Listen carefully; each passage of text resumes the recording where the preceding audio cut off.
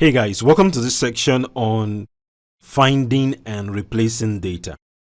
So in this section, we want to learn how we can find and replace data. So for us to find data, take for instance, the under manufacturer, we have Bush. We want to replace Bush with Bushes. I want to replace Universal with Universal Incorporated. So how do we get this done in Microsoft Excel?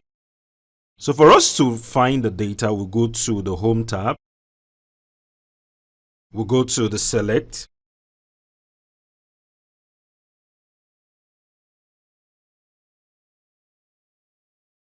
Click on the drop down and select Find.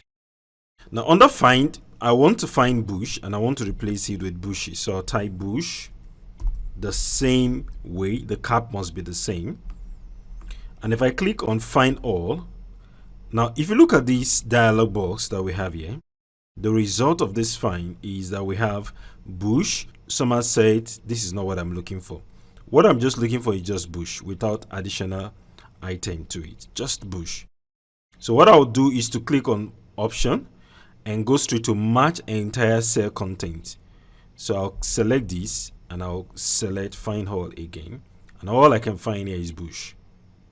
Okay, all I can find here is Bush. So what I'll do now is to go to Replace and replace Bush with Bushes,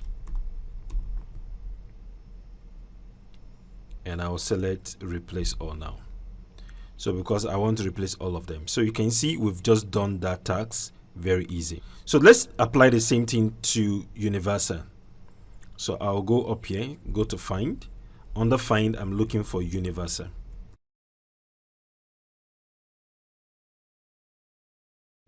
Then I'll select Find All, Universal. Then I'll go to Replace and replace it with Universal Incorporated.